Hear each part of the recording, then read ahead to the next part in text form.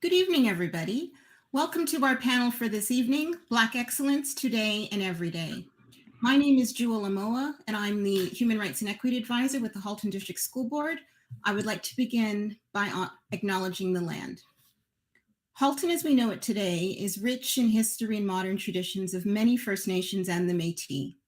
From the Anishinaabe to the Ottawandaron, the Haudenosaunee, and the Métis, these lands surrounding the Great Lakes are steeped in Indigenous history.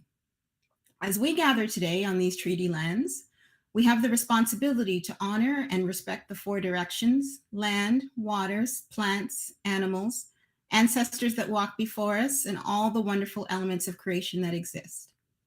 We would like to acknowledge and thank the Mississaugas of the Credit First Nation for sharing their traditional territory with us.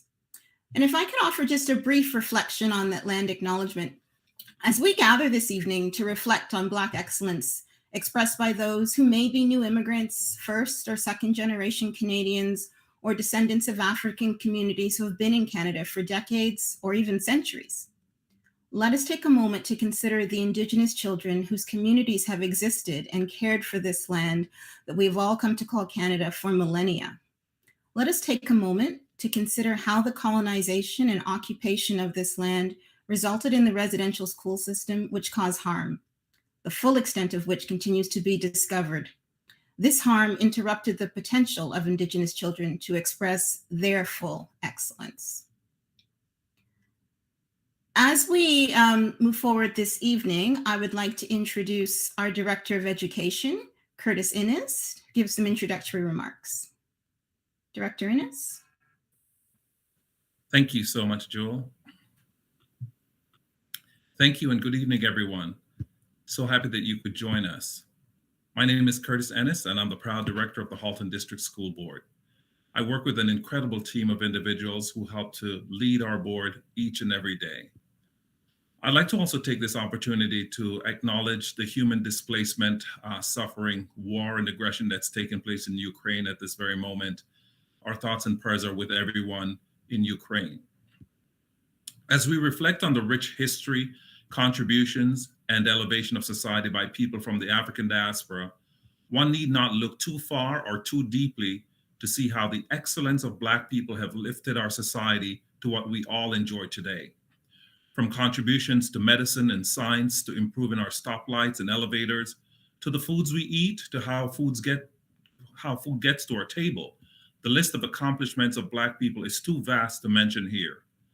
I challenge everyone listening to do your own reading and research to educate yourself, and you'll be astonished to find the significant contributions of people of African descent to our world, past, present, and future.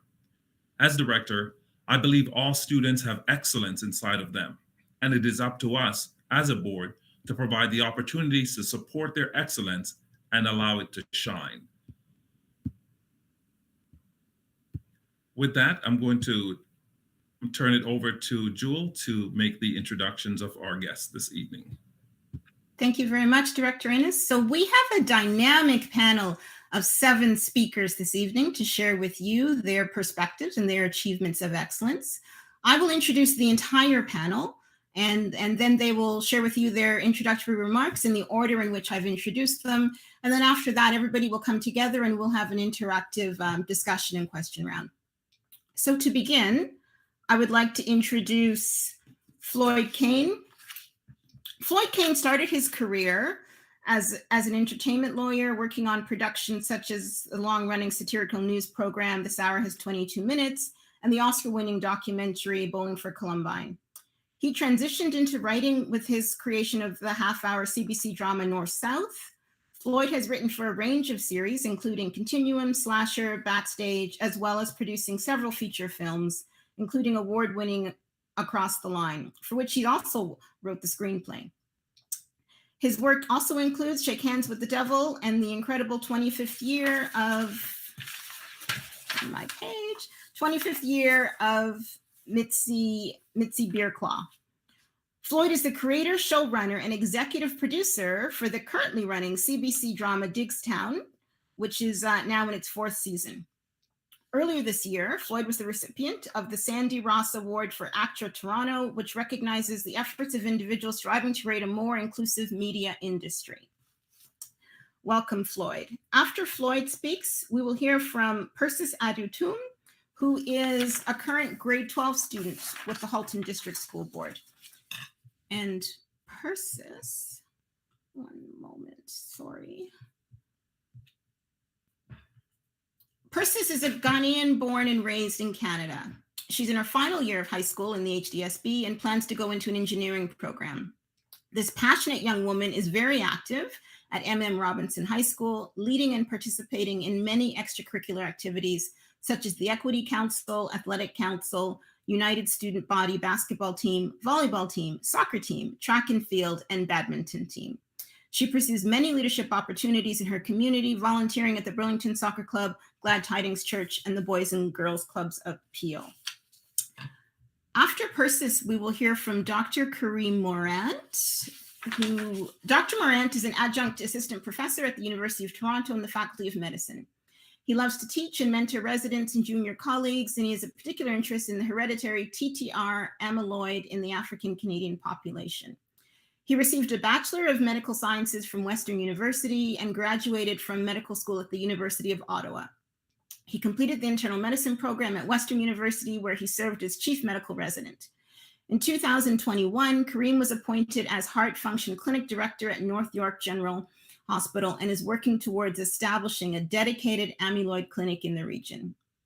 He is co-founder of Cardiac Care North York, which is a full-service cardiology clinic designed to deliver high-quality, rapid outpatient cardiac care to the North York community. Kareem's interests include regular exercise, biking, family time with his 2 young children, and lastly, anything having to do with the Raptors. After Kareem speaks, we will hear from Rachel Luke. Rachel is a teacher with the Peel District School Board. And she's been teaching at Glen Forest Secondary School for close to 20 years. She holds an Honors Bachelor of Arts with distinction from the University of Toronto and a Bachelor of Education from York University. Rachel has taught dramatic arts, English as a second language, history, guidance, and library. In and beyond the classroom, she's committed to integrating anti-oppressive principles of universal design and culturally responsive approaches to improve student well-being and achievement. Rachel has achieved Canada's highest honor for teaching excellence. She was the recipient of a Regional Certificate of Achievement from the Prime Minister Awards for Teaching Excellence in 2020 and in 2021. She was the recipient of the Prime Minister's National Award for Teaching Excellence. Thank you, Rachel. And after Rachel, we will hear from Eugenia Adi, or Eugenia Dudu. Eugenia is the CEO of Visions of Science, a charitable organization with the mission of transforming communities, society, and the planet through equitable access to science, technology, engineering, and math, or STEM. In her role, she leads the organization in facilitating community-based youth engagement, strengthening youth support networks, and advocating for broader systems change. Eugenia has over 15 years of experience working with youth and developing numerous citywide engagement programs from different communities across the GTA. She's an educator, speaker, community organizer, and advocate who is passionate about creating meaningful opportunities for youth to achieve their full potential. Eugenia holds an honors bachelor degree in chemistry and biology and a PhD in chemistry from the University of Toronto. Following Eugenia, we will hear from Garrison Thomas. Garrison is an inspiring speaker on race and offers small changes we can all make to help our communities and workplaces be more inclusive. Garrison is an active member of his community and organizes basketball training clinics with local health and wellness organizations. These experiences help youth to see their value and worth through positive coaching and skills training. As a biracial male, Garrison brings unique perspectives to the current racial climate and breaks down the many stereotypes and biases facing people of color today. Drawing from his family's legacy and personal experience with prejudice, Garrison suggests ways to help and empower the potential of all students and staff to think beyond the stereotypes that many of us have learned from a young age. Garrison earned a Bachelor of Arts in English and Communications at Wilfrid Laurier University. He has a postgraduate degree in sport and event marketing and is pursuing his Bachelor of Education at Brock University. And last, but certainly not least, we have Chiedza Muzredza, who is a lawyer. Chiedza was born and raised in Harare, Zimbabwe. She attended law school at the University of Cape Town in South Africa. In 2015, she immigrated to Canada as a student with the goal of becoming a lawyer on Bay Street. She attended Osgoode Hall Law School, where she studied in an LLM in international business law and had the opportunity to speak on one of her research papers that touched on issues of international tax at the United Nations in Geneva. After completing her LLM, which is a master's in law, Chiedza worked for a leading bank, Bay Street law firm, and an international law firm where she obtained a broad range of experience in different areas of law. Chiedza is passionate about tech startups and the venture capital space and is developing her practice in this area. Outside work, Chiedza is a member of the Black Wealth Club, which is a network of emerging Black leaders in Canada. She also sits on the Strategic Planning Committee of the Canadian Association of Black Lawyers. So that is the introduction of our esteemed panel this evening, and I will now pass the microphone to Floyd Kane. Floyd. Hey, how are you? Thanks for inviting me this evening. So you asked the question about Black excellence and what does that mean to me?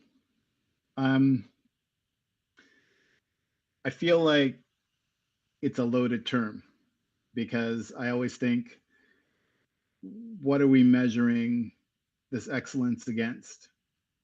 Who's deciding? For me, excellence is a very subjective thing. I think in terms of, I feel like if you're succeeding in life at what you've wanted to do, that's excellent. And if you are a Black person doing it, then that qualifies as Black excellence. I don't think it's about, I don't think it's about money. I don't think it's about, what neighborhood you live in. I think it's truly about the idea of, having, a happy life and feeling that you have been successful or you have been excellent in terms of how you've walked through life. To me, like that's the definition of Black excellence that I'm comfortable with. Thanks very much, Floyd. And I think you are such an example of excellence that you're double booked this evening. And so you might have to leave us before our event concludes, but we will try and hold on to you for as long as we can during the discussion portion of the evening. So thanks for that. And our next speaker is Persis, who is already on screen. Go ahead, Persis. Hello, everyone. Thank you for having me today. Like Jewel said, or emailed us, she asked, what does Black excellence mean to us? And to me, I think it's this mindset or understanding that uplifts and advances Black culture. It can be in many different forms, and it honestly depends on how the person sees it, but it's this quality of, I guess, being extraordinary or embodying brilliance and greatness through your actions. And it could be through like leadership, your strength, perseverance, and hope. When I hear Black excellence, I believe it's when we're celebrating an individual's achievements and success that it brings to the Black community. I also believe that the struggles and barriers and pain we face influences our culture in a way that creates this strong bond and community amongst our people. So when one succeeds, it's like we all succeed. And that's why we're always like celebrating and lifting each other up. It just makes that mindset makes us stronger as a whole. And me personally, that mindset is why I try my best in everything and that I work hard, knowing that what I do is an example to my siblings, my cousins, and other young Black children. And that's also why I'm involved in so many leadership opportunities in hopes that young Black boys and girls will step into leadership roles, share their voices and talents. And I also try to support other Black people's achievements as much as I can because they're not recognized enough in society. And a large way I and other young people do that is through social media. For example, if there's a Black business I like, someone was honored with an award. My friend got a scholarship because I'm in grade 12, so there's many scholarships happening right now. Or if I see a powerful quote, I tend to repost them, hoping that it'll bring awareness of the excellency within the Black community, which needs to be done more in the world. Thank you.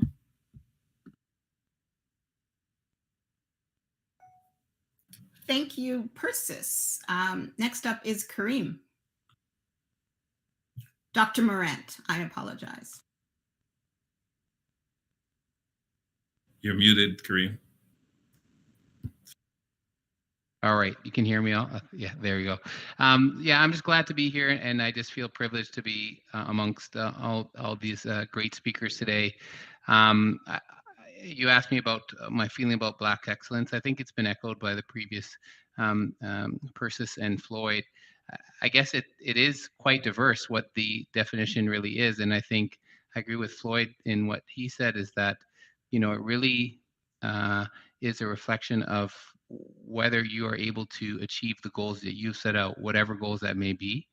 And I think in the past, we've had very narrow views of what excellence was, whether you'd have to be a certain profession or whatnot. And I think as we grow, particularly as a young population or society, part of society in Canada, we are slowly realizing that excellence can be achieved and demonstrated in many different forms.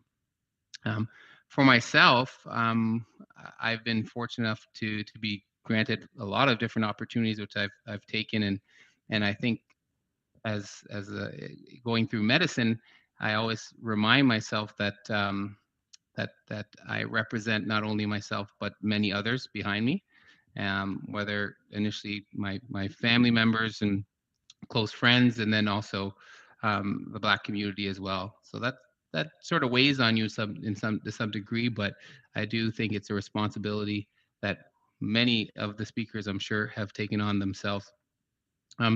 So what do I think Black excellence represents? I think it represents strength, and I think it represents a mindset, as Persis mentioned, of overcoming obstacles. I think many Black people, particularly in our last few generations, have really started behind others in some sense, socioeconomically and in other ways. And I think to get where we all have gone represents a significant achievement, I know for myself, and obviously for others. So I think for me, it represents strength and perseverance and really just overcoming obstacles. Thanks, Kareem. Rachel? Good evening, and thank you so much for having me. When I think about Black excellence, I think about all the people of African descent, past and contemporary, who have reflected Black excellence across the globe on a macro level, and also, on a micro level in communities. And there are so many people of African descent that we can name, and I know we'll hear a lot of their names this evening. But the one thing that really resonates with me is that every single person of African descent, every single Black person that we can think of that has achieved great things, that has achieved excellence, has done so in spite of racism and discrimination, challenges, obstacles, struggles. And to me, that is excellence. To me, that is Black excellence, is that they can still achieve despite all that they have to go to. We can still achieve despite all that we have to go through. And it really makes me think of Maya Angelou's poem, Still I Rise. May trod me in the very dirt, but still like dust I'll rise. So for me, Black excellence is resilience, it's leadership, it's unity. And Black excellence makes me feel proud because I know that I stand on strong shoulders. How do I try to reflect Black excellence? Well, when I started teaching 20 years ago, I promised myself that I would be a strong role model and an advocate for my Black students and truly for any students who face oppression. And that's what I try to do every day. I try to be a strong Black female role model for all of my students, and in particular, my Black students that I work with in the classroom and extracurricular activities, and also in the community. I try to advocate for my students, and I want to ensure that their voices are heard. Though I'm not a guidance counselor, I've been an unofficial guidance counselor for my Black and racialized students for 20 years. Every day I try to give my best, and I try to have high expectations of my students and make sure that I provide my students with the requisite skills and tools that they need to achieve success. One of the things that I'm most proud of is when the 46-page indictment, and I call it an indictment, not a report, came out about the anti-Black racism in the Peel Board. One of the things that disturbed me was that a lot of students felt that they weren't supported, and that if they didn't have a Black teacher in the school, they really didn't feel that they had somebody that they could turn to. So I reached out to people at the board, and we created a team of teachers and psychologists and social workers. And we decided that we were going to try to create BSAs and help to facilitate BSAs across the high schools in Peel. And we did that, and it has been very successful. This year, we reached out to middle schools, and we have over 300 staff in our network who are trying to support Black students. We even have a Black Student Alliance Advisory Council, where we have two leaders, student leaders from every single high school in all of the BSAs, who are we're working with to gain leadership skills. We provide these students with opportunities, scholarship information. We have connections with the Black community. I organized a conference last year with 30 presenters called the Black Futures Conference. These are the things I try to do to model Black excellence. I'm also actively involved in my church and my local community to support Black youth. And one of the other things I'm really proud of is that I taught 2 Canadian Black history courses for the first time this year after trying to get these up and running for 20 years at my school. And the people who have most inspired me, I will say, I'll bring it close to home, would be my parents. I think they truly have exemplified Black excellence. My sisters as well. My colleagues and community volunteers who continually give their time to support the Black community and to support Black youth, they inspire me. And my Black students inspire me because despite the racism, discrimination, obstacles, low expectations that they constantly and continually face, they show up, they smile, they achieve, and many excel. And I want to give a shout out as well to Honorable Dr. Jean Augustine, who visited my school last week. She was a Black first for so many things in our Canadian history. She's 85 years old and still going strong. She is such an inspiration, and it was an honor to hear her speak last week. Thank you. Thank you very much, Rachel. Eugenia? Thank you so much for having me. When I think about Black excellence, I think about, as many folks have said already, those who have gone before us, those who have made a way, those who have had to be the first, the only in so many different spaces. I also think about the struggle that we as Black folk have had to consistently overcome throughout many different systems, many different areas and arenas, and how we're really having to forge new pathways and new ways, blaze new trails for those coming after us. What inspires me so much about the concept of Black excellence is that it really highlights and underscores that there is no goal that's too lofty, nothing that's too big or too far to kind of reach after for us as Black people. And I've seen that time and time again, the ability and just the ability to overcome any obstacle and adversity. We have just a wealth of stories of people who have been able to really just achieve incredible things. And that is excellence to me.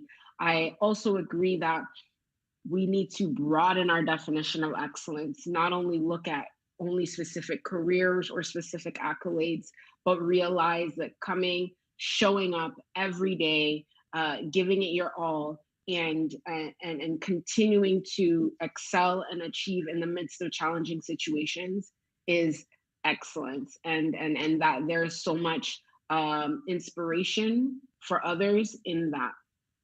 I know for myself, when I think of others who inspire me as well, I not only think of, huge figures that have come before me, whether it be in science, folks who have blazed trails for me to be able to actually see and visualize myself in these spaces, in the spaces that I currently occupy, but also folks in my community who every day are doing incredible things, and overcoming incredible feats in order to survive, really.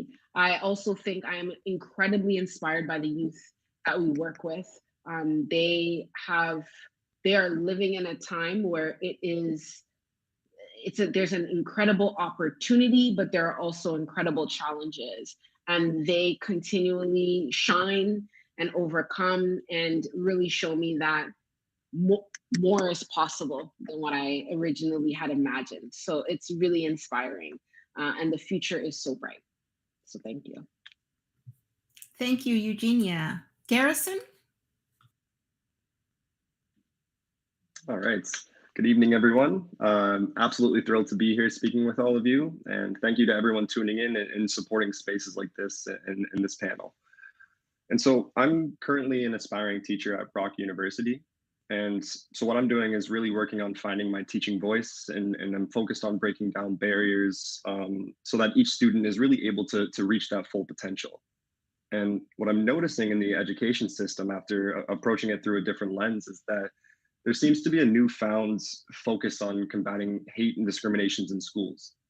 And we look at initiatives like the African Canadian National Coalition Against Hate, Oppression, and Racism, and really the strides that they've taken forward to use their funding to build Black history resources that align with our curriculum. And so currently, I'm working for a nonprofit organization called the Get Real Movement, and they've helped share stories to really thousands of individuals about what anti-racism is and how we can all be part of the change. And so with our ongoing Black History Matters campaign, what we do is we highlight a few Black Canadian individuals who aren't always highlighted in history books or in the mainstream media. And also a staple of this campaign is that we shouldn't stop talking about Black history just because the shortest month of the year is over, because Black history is history. And so our workshops have really allowed me to travel through the country virtually and speaking in classrooms and in different organizations about systemic racism. And it's allowed me to share my grandfather's story. And this is a story that I really think embodies Black excellence. And it's inspired me so much over these past 15 months that I actually did a deeper dive into my grandfather's history and have been able to develop a presentation of my own called Getting to Know Grandpa. And the idea behind this of getting to know Grandpa is, well, getting to know a really remarkable Canadian. And if I may, I'm just going to get a little bit personal quickly and briefly go over his story. And so he's been dubbed by historians as special among the special.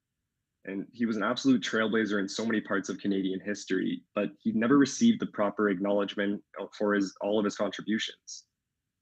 And so my father's father, Fred, was born December 26, 1923. And he grew up during a time of deep-seated segregation. Now, before he was 17, the Second World War began. And like many Canadians, my grandfather wanted to join the war effort. And despite all the obstacles he faced and all the hurdles that he had to jump over, my grandpa Thomas, he became one of 7 Black pilots accepted into the Royal Canadian Air Force and was actually promoted to a sergeant as a 23-year-old Black man in 1945. And this is incredibly significant because all of our armed services had some prejudice written into their policies, some more than others, but this led to in white environments really not always promoting the ready and capable simply for the color of their skin. And so for my grandfather to get his wings at a time where Black excellence was met with aggression and prejudice, it's just a story that even my great aunt Edith is thrilled to tell me to this day. And so after his war efforts, he actually turned his focus to his athletic prowess and began to continually working to achieve just excellence on the basketball court.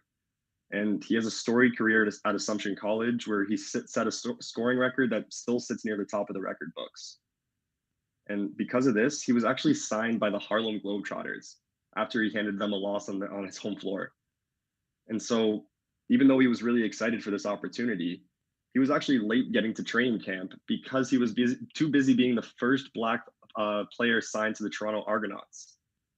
And again, as if this being a professional dual sport athlete wasn't impressive enough, my grandpa then went on to become the first Black baseball player in Quebec's provincial league, and was eventually called up to the major leagues and played in Cleveland's farm system. Now, this makes him a pivotal athlete around the same time that Jackie Robinson was breaking the color barrier in the States. And despite being a patriot who took pride in his country, in 1952, Fred Thomas was kept off the Olympic basketball team and was never really given a proper reason why. And I'll finish off with this, in that I often imagine the stories that he'd tell if he was still around today. And I'm a spiritual kind of guy, so my connection with my grandpa has always been pretty strong. And as an aspiring teacher myself, knowing that my grandfather spent the final 20 years of his life teaching it just really makes me feel something. And I still to this day get messages from his students on Facebook or online just about what an impact my grandfather made on them at a very pivotal time. And so I'll end off with this in saying that after this brief overview of what he was able to accomplish, and believe me, this is just a small snapshot of everything he was able to achieve, can you believe that you've actually never heard of this man? And can you believe that despite being Canada's first Black multi-sport athlete, that the Canadian Sports Hall of Fame to this day has yet to induct him into their hall? And believe me when I say I'm working on it. It's been a pretty long process though. And now, it was just this past November that the Baseball Hall of Fame decided that it was time to let him in. 70 years after his playing career and 40 years after his death.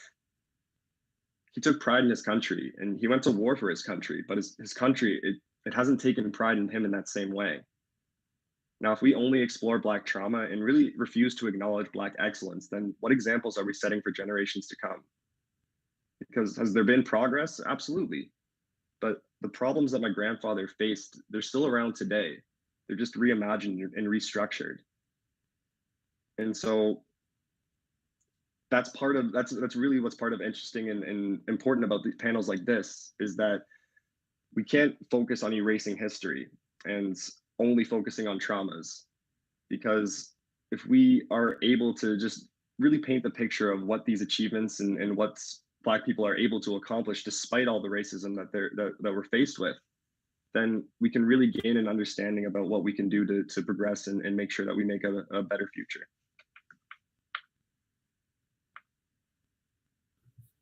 Thank you, Garrison. And so rounding out our introductory comments, we have Chiedza.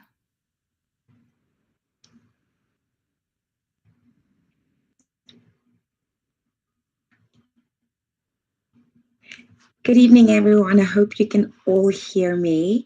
Thank you so much for inviting me to speak on this lovely panel on a topic I am absolutely passionate about, which is excellence and just Black excellence.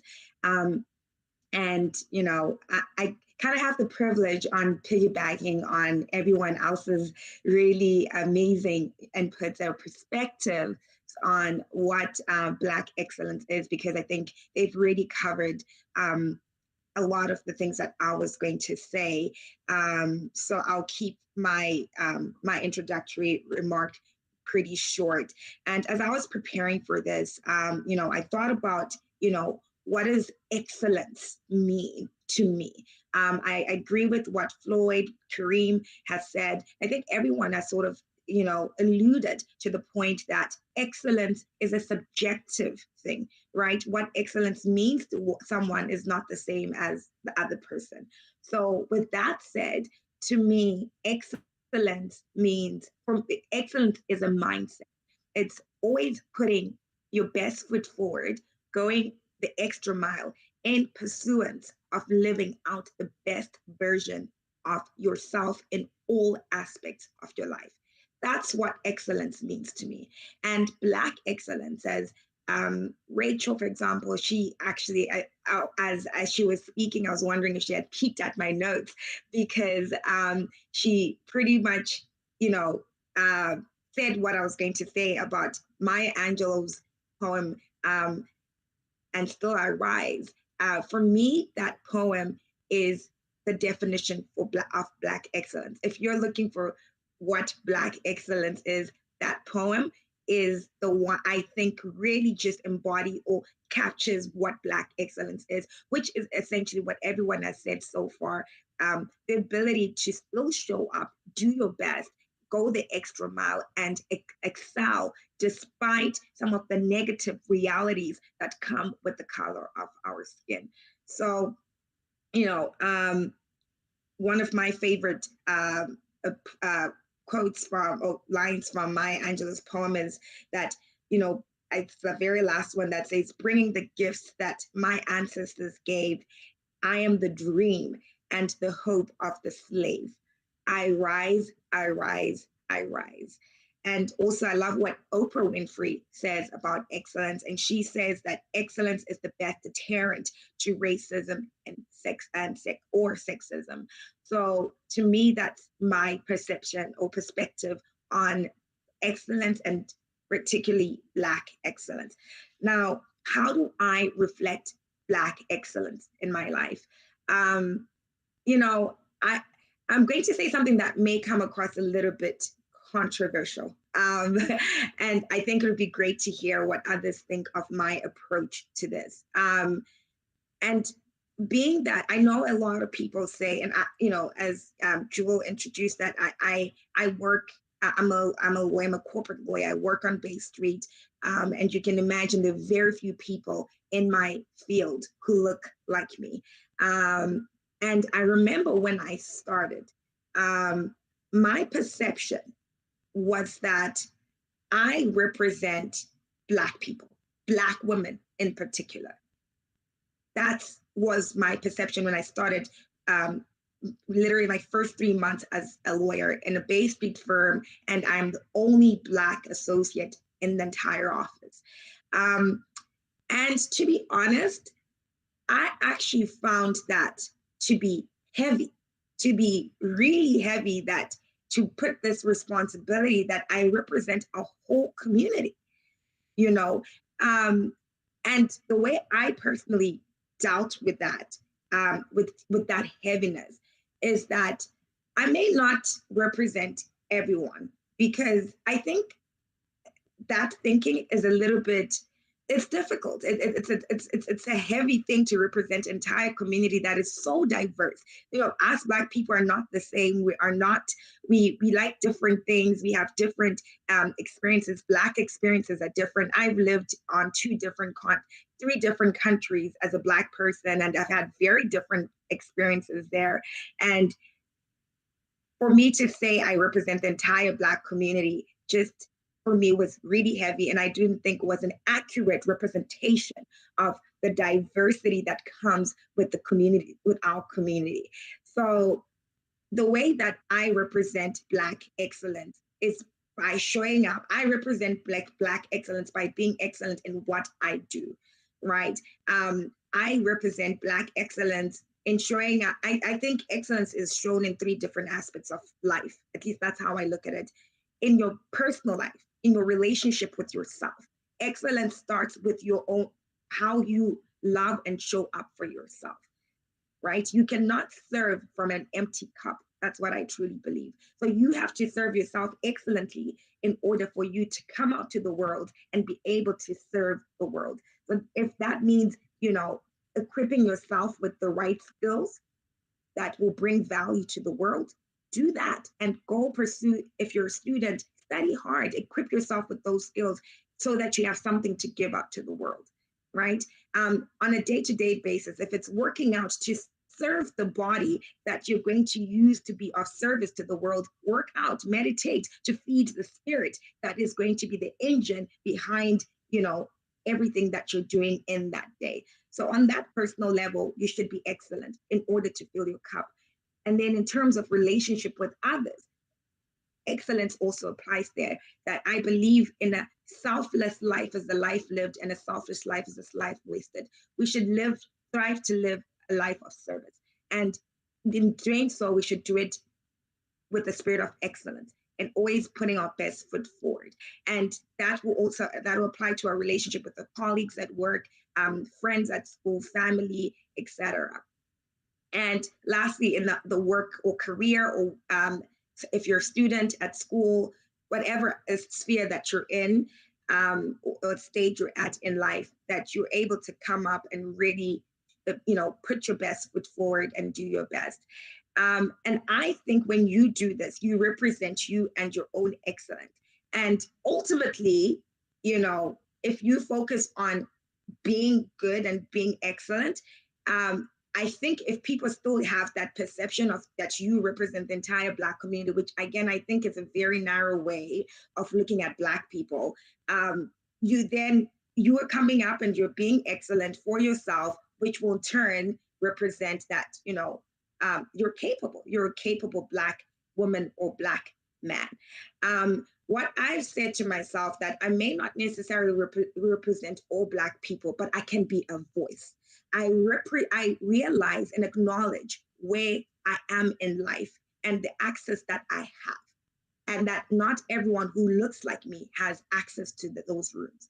So what I then do is be a voice for people who look like me, who don't necessarily have access to that. So I may not necessarily represent them and be who they are, but I definitely be a voice for them in rooms that I've managed to get access to that they don't have access to.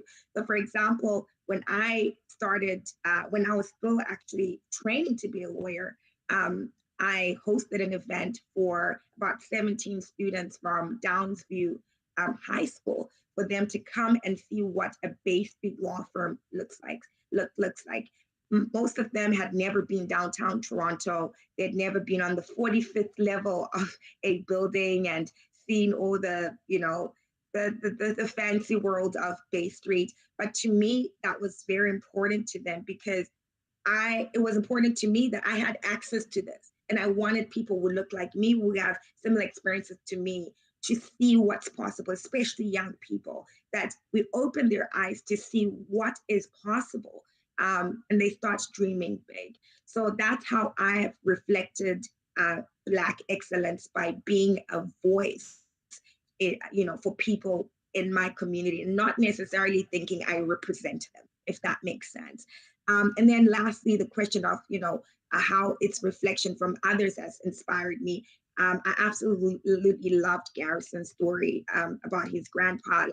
That there are lots and lots of stories about that, and I think it's fantastic that Garrison, you're going ahead and really digging deep and fighting for your grandfathers to be recognized as you should. And for me, I think one of my biggest inspiration has to be my grandmother, who was permanently disabled and lived in rural Zimbabwe, where I'm from. But she had a whole field of crops that she looked after herself on her knees. She was a hard worker. Despite being permanently disabled, she still believed in working hard, even if it meant working on her knees. And for me, that was excellent.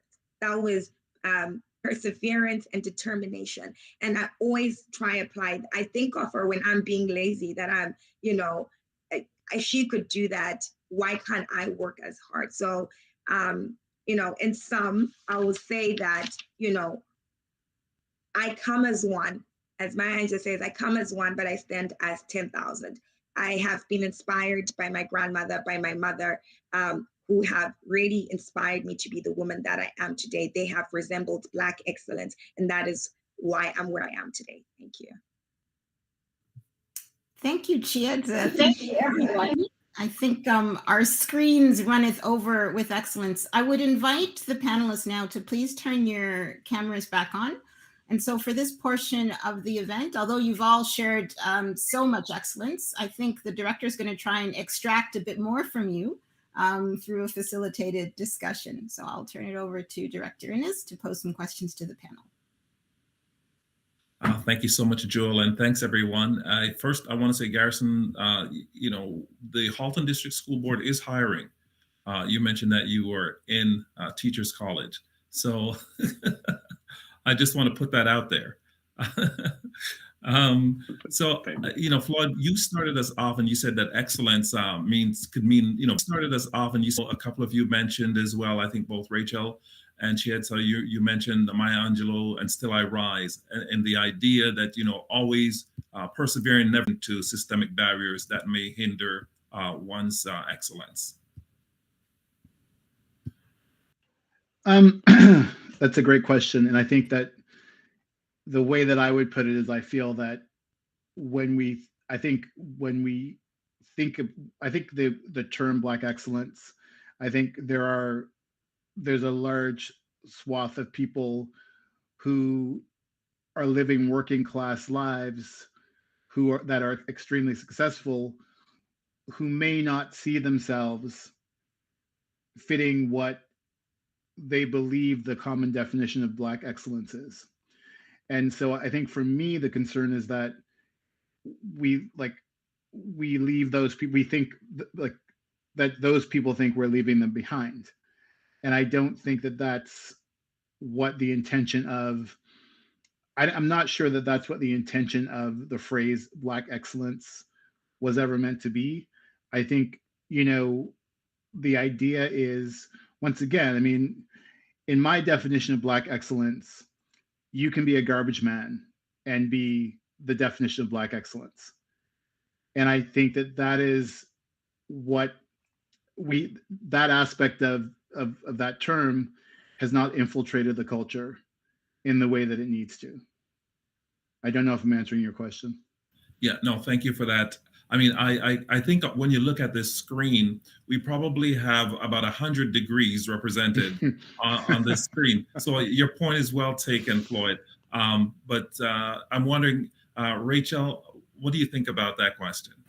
Agreed. I think it puts a tremendous amount of pressure on us to always excel. We can, for me, I feel that you can sort of never be mediocre. I know even in education that we can never be mediocre. We always have to be excellent. And I think it puts a tremendous amount of pressure on us. And I know when I was growing up, I was told you always have to work 10 times harder than everyone else. And I think it doesn't take into account all of the struggles and the pressure that's there. And so I think it's hard sometimes to always live up to what we have defined as excellence. Thank you for that, Kareem. Yeah, no, I think I want to just add to that. I agree. And I think I alluded to the fact that there are many forms of excellence, and that will take time for for that to sort of percolate through the society. And I think, but I think if we go back to the point of it, I think the point was really to inspire people, right? I think to me, growing up, I never heard a term Black excellence, and I can't even remember when I first heard it. Maybe actually in Jay-Z and song or something like that.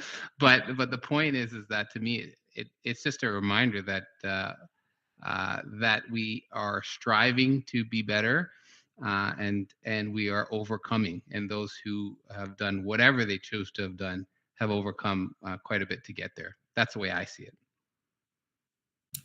Chiesa, you want to jump in? Yes.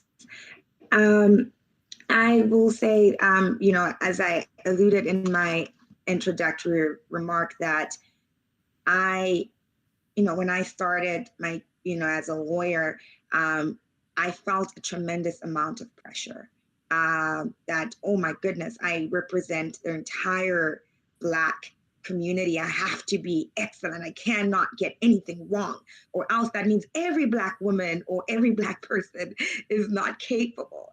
And as I said, I then had to take a step back and said, no, I'm putting unnecessary pressure on myself, and that I don't think the question has ever been about excellence. The question has been about access, right? Which is why I think Black people are excellent, right? And it's just, the thing is, we don't get access and opportunity I truly believe genius is equally distributed, but opportunity is not. And that's why I've said I will be a voice and, speak for people who look like me in rooms that I have access to that they don't have access to.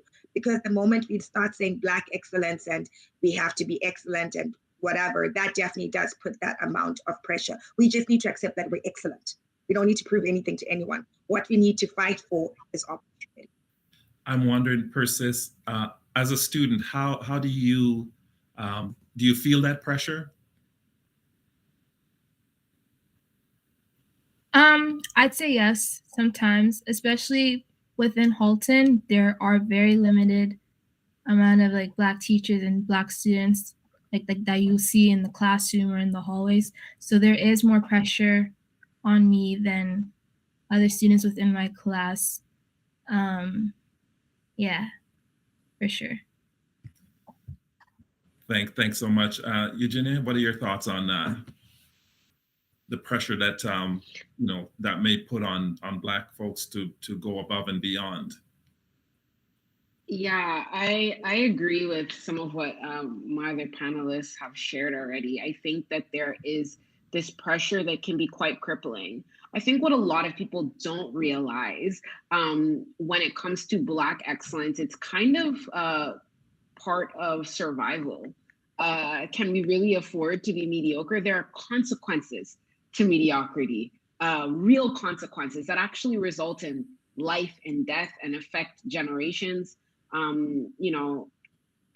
In some spaces and with other groups of people, you don't even have to graduate high school and you can be in positions of political power.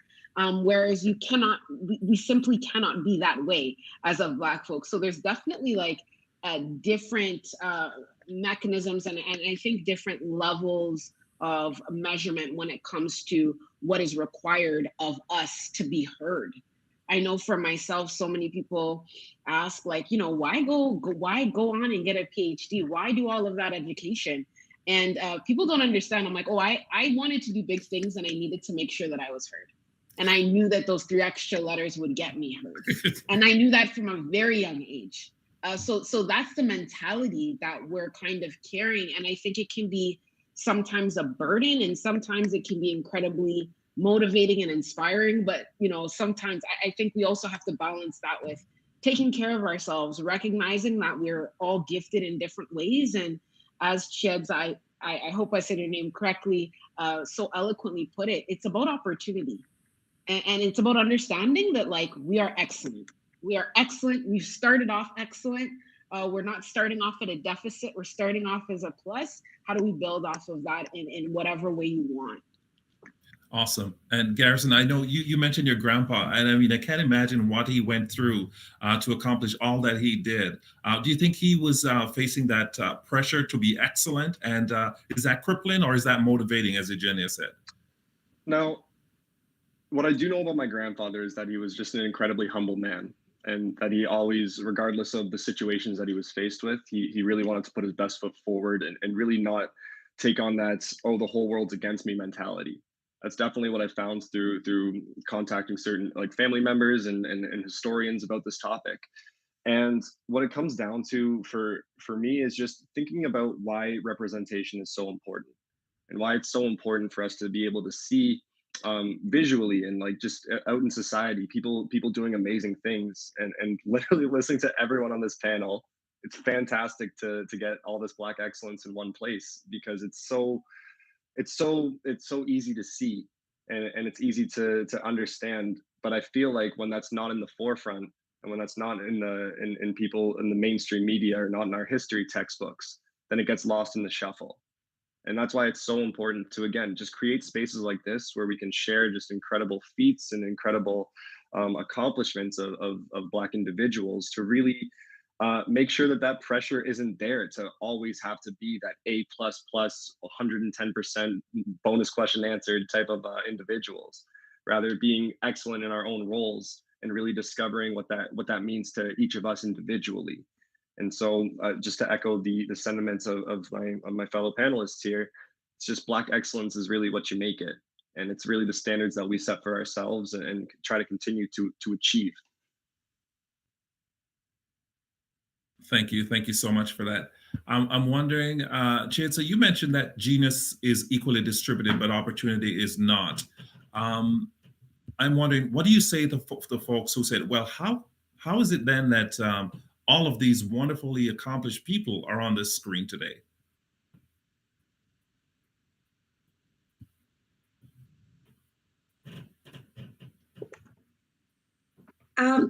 That's a great question. Well, firstly, I think it's a beautiful thing that we have all these wonderful people who have achieved so much in different, aspects of life and different industries, etc.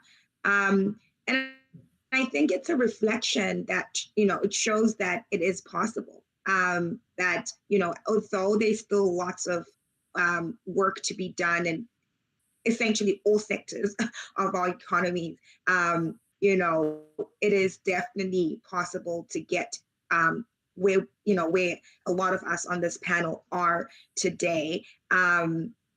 And so I think that's essentially what it means, that it is possible, although, there is still lots of work to do. And again, it shows that we have voices within the different industries that can ensure that more of us are coming up in the pipeline to ensure the representation that Garrison is speaking about, in the different industries. So that's what I think, that it shows it's possible and that we do have voices. However, there is still lots of work to be done for sure. Yeah, thank you for that. And Kareem, you I'm sure you were one of a few, sometimes the only one in certain spaces. Does it take a certain mindset then to be where you are? Yeah, definitely. I think many of my panelists probably feel the same way, which is that you have to be driven, and you have to expect to be one of few wherever you go, and like we were talking about, taking on that burden of representing others, or I think is sort of inevitable wherever you go, particularly as you go higher up the ladder, as we all may have found. I was one of 150 in my medical school class at University of Ottawa, and then pretty much throughout after that, going into internal medicine and cardiology, and then my fellowship, it's pretty much more or less the same ratios. So you get used to it, but it's remarkable when you do find somebody who is either a few years above you or a few years below you, or wherever you may end up. You sort of realize that the stories are very similar, the same struggles are very similar, the stereotypes that you have to overcome are similar. So that is has been inspiring for me, is that knowing that some people have gone through. And my dad always told me, my dad said, if someone's done it before you, then it's possible. So you can't tell me that it's not possible, right? So all throughout, I've always remembered that, and I've been fortunate enough to have mentors along the way who have guided me. Thank you for that. And Rachel, you mentioned Maya Angelou and Still I Rise, and so I'm wondering, do you have to have a certain mindset to overcome the systemic barriers and the things that you've identified that have impact Black people and Black youth? Do you have to have a certain mindset in order to succeed? You do. You definitely need to have a very particular mindset. My educational journey was not a very nice one. I was an overachiever. I worked very hard, but I was not supported. I experienced a lot of racism, and I had to have a mindset that I was going to excel, and it didn't matter what anyone said, and I would prove them wrong. And I think that's really important. That, but I had a lot of supports. I had, my parents. I had a community behind me that allowed me to be able to achieve what I wanted to achieve.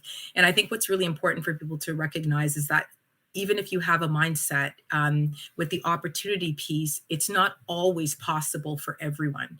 A lot of times I've had people say to me, but you made it, so how come they can't, right? Or you did it, so how come these students can't? And I think that's a really dangerous mindset to have, is that, I was able to do it because I had the mindset, but I also had a lot of opportunity and privileges that allowed me to make it to where I've made it today. Thank you for that, Rachel. Kareem, you want to jump back in? You're on mute. I would echo what Rachel said, is that, yeah, I think it's so important to realize that none of us did this on our own. That thought or that mindset that seeps in sometimes is that, oh, I did it. I, got through all these barriers. I'm so strong, this and that. I mean, all of us, I think, have been afforded some luck along the way. Opportunities have come our way. That's the way I see it, at least. Opportunities have come my way that I was very fortunate to be able to take advantage of. But a few things might not have bounced my way, and I may not have been exactly where I am today. So I totally agree with you, what you said, Rachel. Thank you for that. Persis, what mindset do you bring to the table as a student? Looking to go into university and looking ahead towards engineering and other fields of endeavors.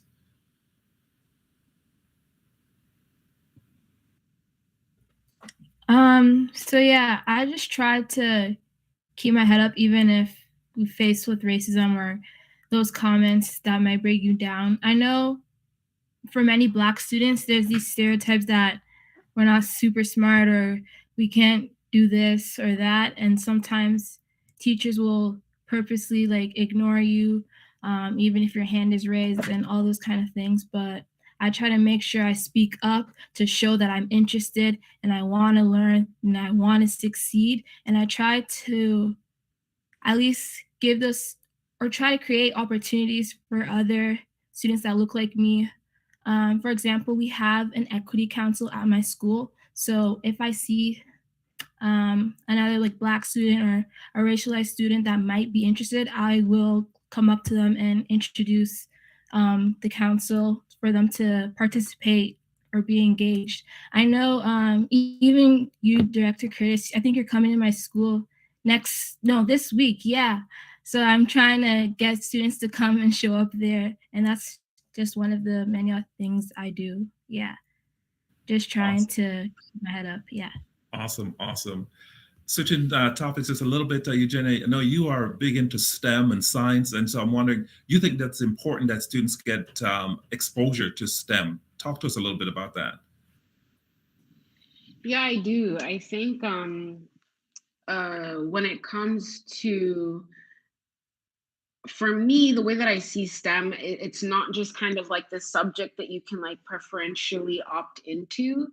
It's happening to you. It's literally everything. We're interacting with science, technology, math every single day. We're using technology to have this conversation and broadcast it to other people. We're in a global pandemic that has everything to do with science and healthcare. The places we live in, how our lights are on, how our homes are powered, everything has to do with STEM. Math is literally everywhere, naturally occurring in all life. So it's everywhere. We can't escape it. And if this is something that we're all surrounded by, we're all kind of impacted and affected by, why is it so few people get to participate, get to create, get to actually be able to advance and move the field forward? And there are real consequences to that limited participation. If we look at how STEM manifests in, how public health decisions are made, how,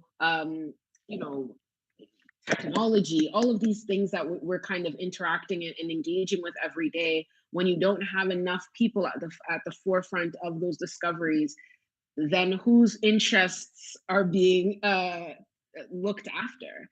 When we think about research in general, what gets researched, what gets funded? When we think of healthcare, when we think of, Black maternal health, there's this big question mark around so many things when it just comes to Black maternal health.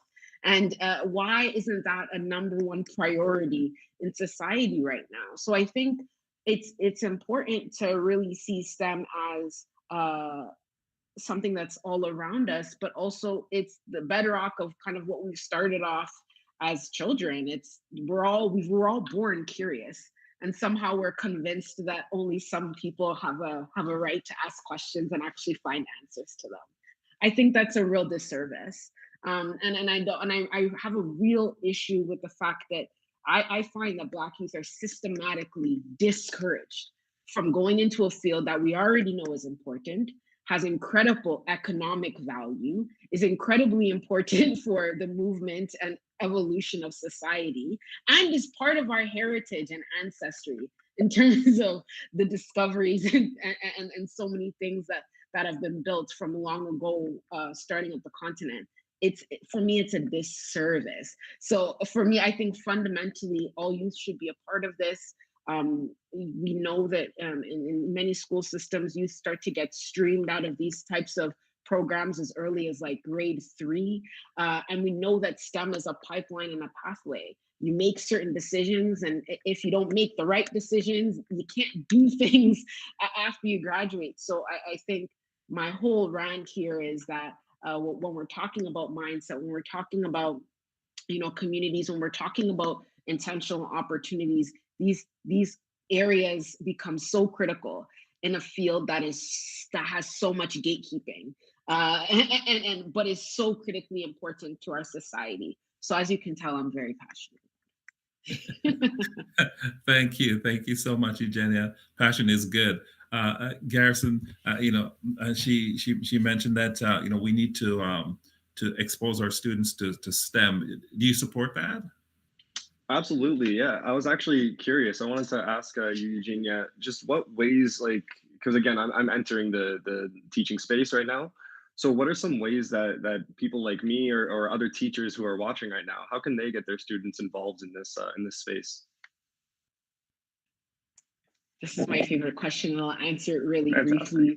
And I know, Rachel, you're at Glen Forest, and Glen Forest is all about STEM, and I've always been really excited, but also very hoping that I'm grateful that there's a teacher there like you there. But I think it's really important, as we've all kind of shared in the panel, to address these underlying assumptions that come when it comes to Black youth in the classroom and their interest in STEM. You also have to be kind of working on the offensive and defensive when it comes to what perceptions they're coming in with when it comes to STEM. So showing them representative role models that they might not even see or interact with. I know I myself did not meet a scientist, period, let alone a Black scientist, until I was in high school. And that really impacted everything in terms of my thoughts or abilities. So making sure to expose youth to role models early and often. This is kind of a table stakes one, but authentic, engaging experiments that are hands-on, that show that STEM is everywhere and in real life. It's not a worksheet that you're working on, and it's more than just building a paper mache volcano. I am so sorry. I'm grateful for those experiments, but it's more than things that go boom. It's actually, as we've noticed from a global pandemic, a life or death situation, and some, not to scare people, but it's related to real world. So make it real, make it engaging, and it's also integrative. So I think I've always told teachers, don't try and relegate it to, and now we're switching gears and we're going to be talking about science now. Weave it into every single conversation, weave it into, you can talk about social studies, you can talk about literature.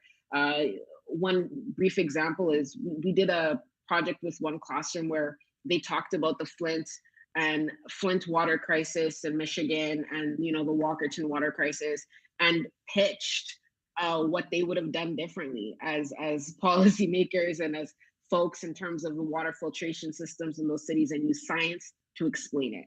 And that is the realness. That is how important it is, and that is how it affects our communities. So making it real and making it relevant. Thank you for asking that question, Garrison. You became the moderator. Persis, go ahead. You wanted to respond. Yeah, I also think teachers could provide or expose those opportunities that are out there.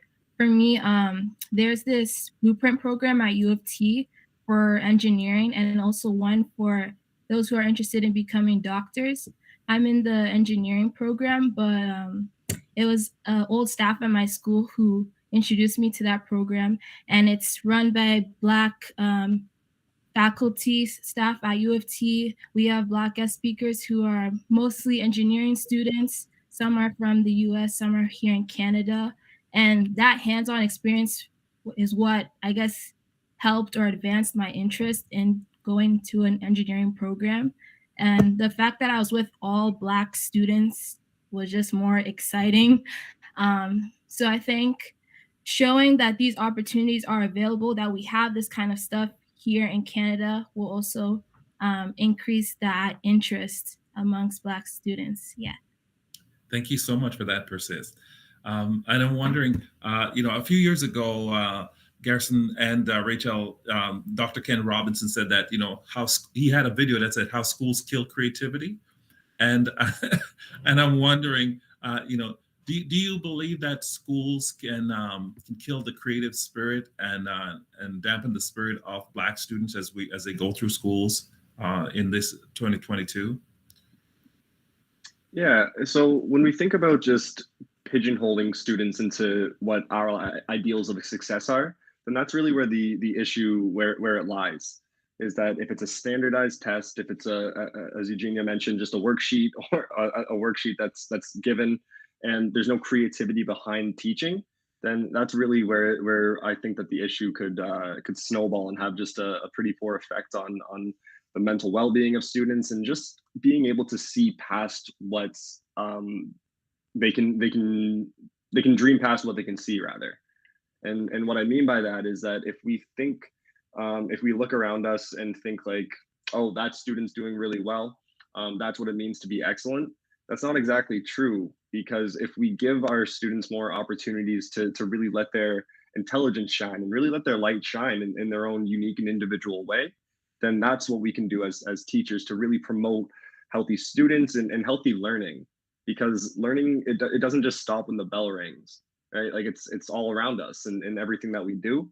And so just allowing our students to really see the beauty in who they are and what they are able to accomplish and have the potential to do is really something that we should focus on highlighting as teachers, and not the opposite, where we say, you didn't do this worksheet properly, therefore your work is no good.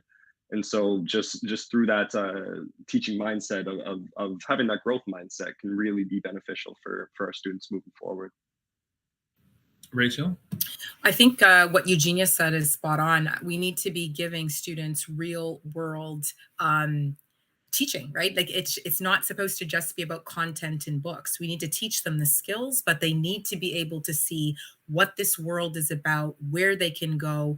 We need to be using culturally responsive pedagogy, so the kids are seeing themselves reflected in the classroom. They're seeing how the material that they're learning in class is connected to the world, connected to their communities. That's what teaching is supposed to be. That's what the classroom is supposed to be. And that's where you get joy, and the children will find joy in school, right? But we kill it when we teach Shakespeare for 4 years and we do things that the kids cannot connect to or find any relevance in. And this pandemic has just killed it anyway. So we've got a lot of work to do to keep the joy there. Right? There's so much we can do. We can bring into the classroom. We can have real world experiences. That's what teaching's supposed to be. Awesome. And Chetza, I heard a couple of words, in the conversation this evening, growth mindset, resilience. I know you mentioned your grandma, with her plantation on her knees, taking care of business.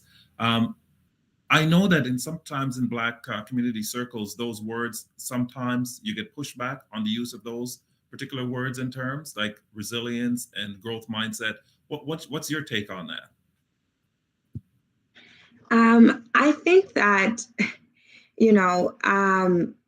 unfortunately, we just have to embrace those words, because I think a growth mindset is not about race.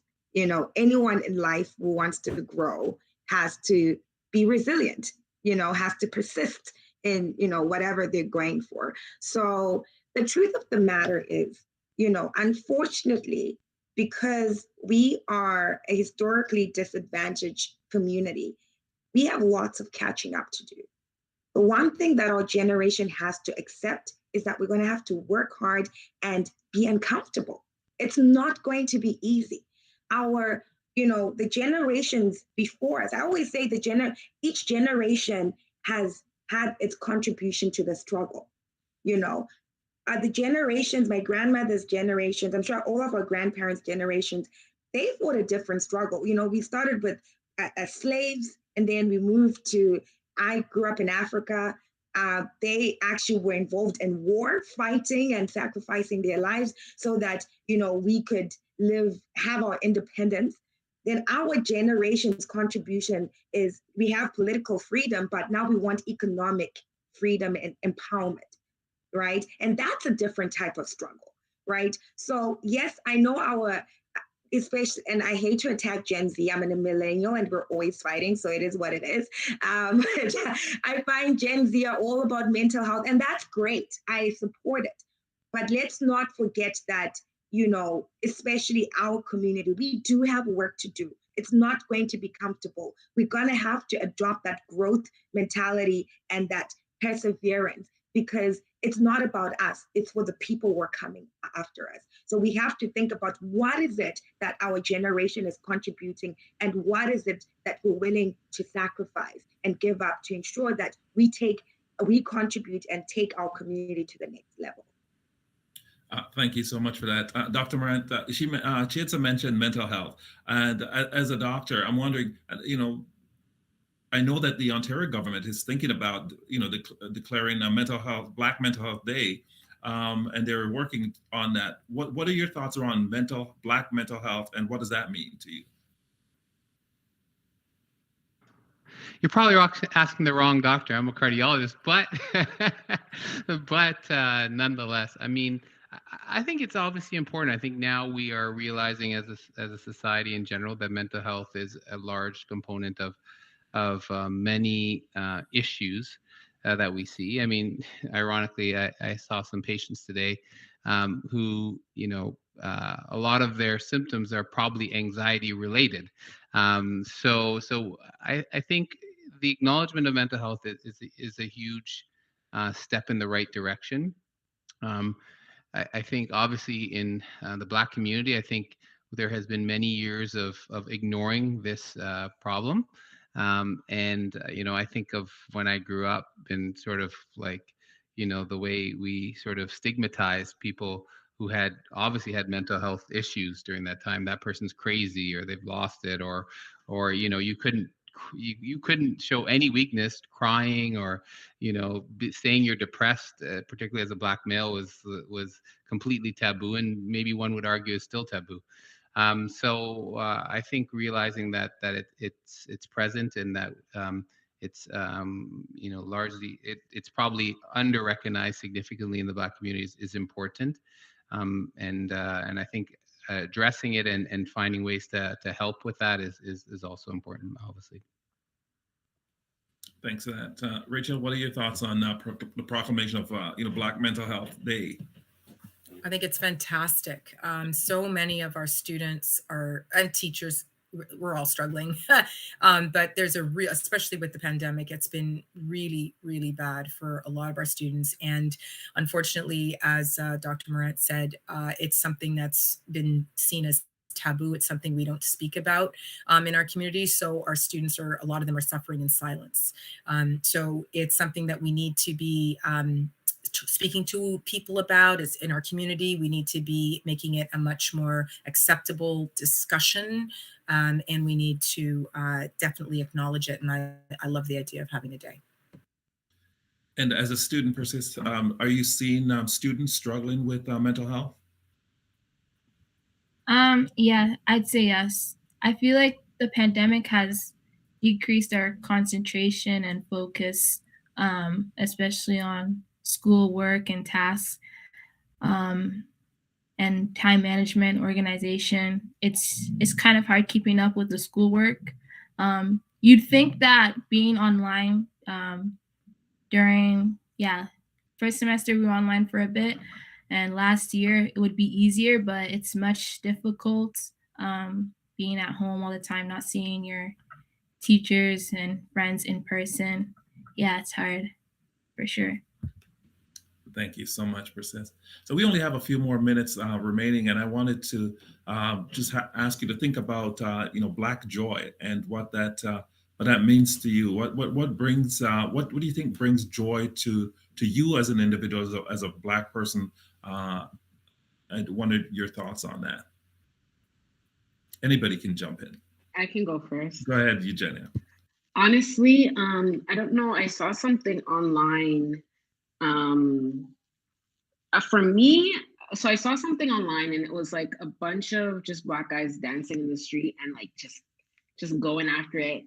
And then there was like another clip of like, I don't know what it is about a lot of Black folks, but like we laugh with our whole bodies. And like, I know with my friends, we laugh like we're pushing each other, we're like running. That, like, to just bottle that up, I love that. And I think there's so much, somebody on this panel said this really well.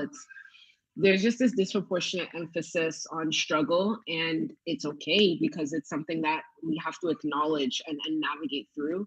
But being able to just laugh, to just dance and just kick it. And one thing I love about Black people is we really know how to have a good time, not to have good food. And I know I'm making generalizations, but I'm pretty sure it's consistent with everyone, at least on this panel. We just know how to celebrate one another and just celebrate in general. And I think, I know this is a very simplistic answer, but I think in times like this, when even simply gathering has been so, it's been such a long time, I think simply being able to enjoy one another, laugh with one another, and celebrate one another is beautiful. And I think that being able to be joyful in the midst of really challenging situations, being able to laugh is something that I don't take for granted. And I take as a gift, and I love to see it. Even if it's not me, even when I see it somewhere else, I'm like, yeah, that's it. So I love that, and it brings me joy. And I work in many different communities, so I get to see people just living their lives all the time, and I love it. So. Thank you so much, Eugenia. And Rachel, somebody actually wrote in, an audience member, and said, please direct this comment to Rachel Luke. Miss Luke, you taught me English at Glen Forest Public School 17 years ago. If you hadn't pushed me beyond what I thought was my limit, I would never be a published author today. Thank you for seeing in me what I didn't see myself back then. Oh, that's so awesome. Who is it? Who are you? I think so exciting. Joelle can tell you after. We can okay. Yeah. Yes. Is Yay! that what brings you joy? That's exactly what brings me joy. That makes me cry. Thank you. I love it. I love when my students excel. That gives me tremendous joy. When they don't feel that they can do it and they do it and they bring it and they always do. And that just makes me, you just made my night. That just made me so happy. So great. So great. And anytime I see Black excellence and I see Black people excelling and being amazing, it gives me joy. So awesome. That's awesome. Thank you. Awesome. Chietza? I think for me, I think Genia's said one of what I automatically thought about when I heard Black joy. I just thought of laughing, dancing, and food. But I think also one of the things that gives me such a deep-rooted joy is when Black people see that they've been lied to for centuries and centuries, that they're not good enough. And they realize and tap into the power and the excellence that is within them, and they own it despite what everyone around them says, and go for what they want, And for me, that is the ultimate, what I think we should all go for.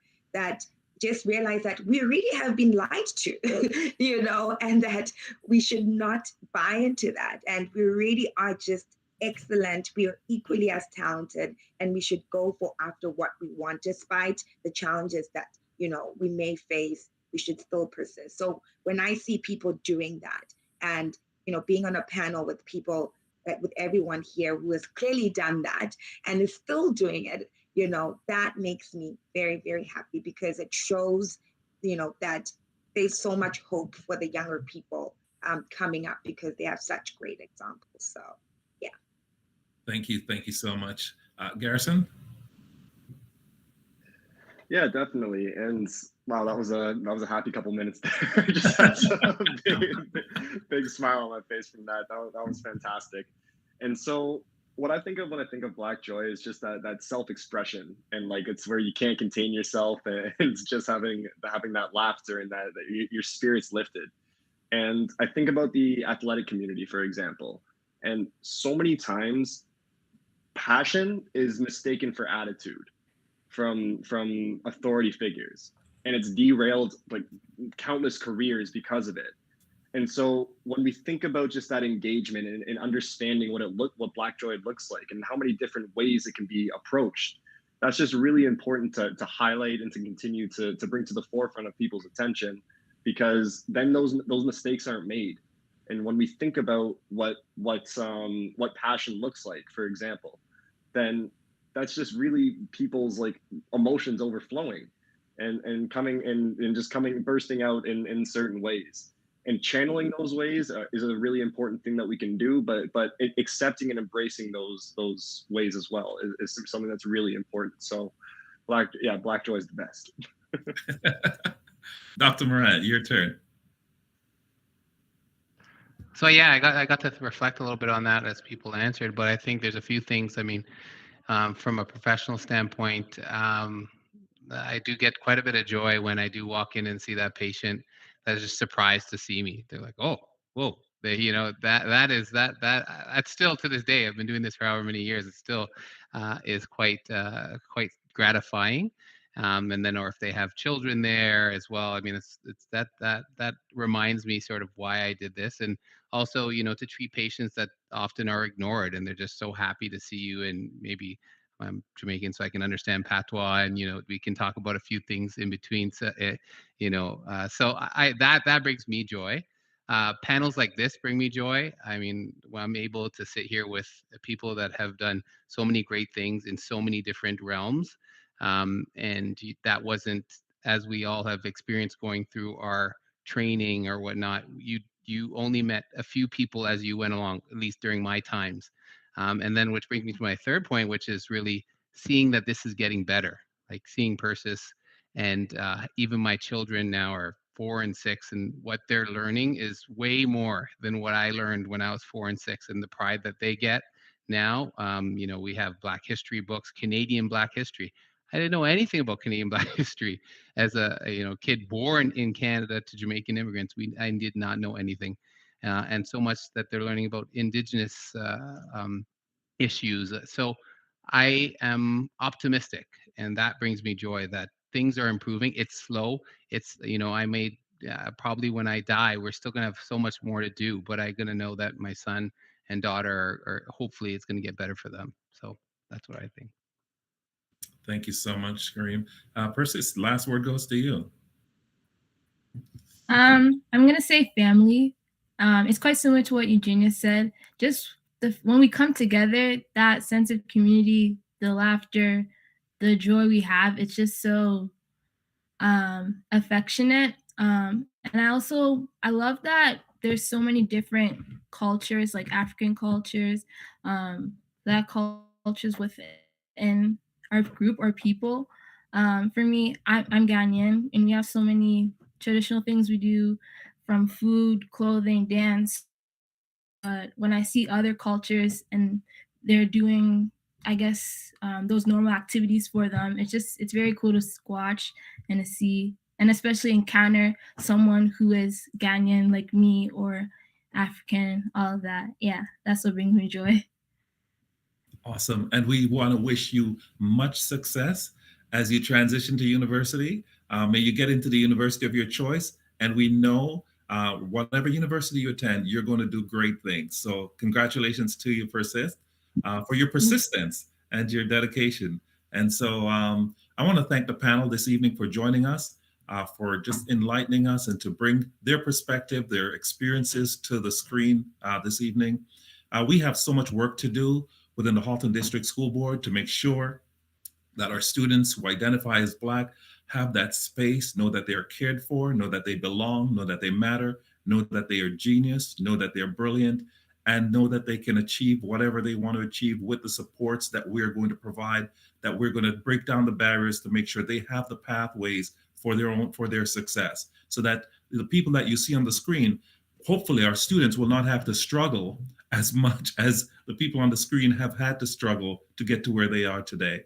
So that's certainly part of my goal as director, and working with the senior team of the board and all of our leaders in all of our schools to make sure that we're creating the space for our students who identify as Black as one part of all of the students that we're trying to support through our equity and inclusion, our commitment and our commitment to human rights and equity. So thank you so much for joining us tonight, everyone at home, wherever you are. It was wonderful to be with you and to share this moment with you. Have a great evening.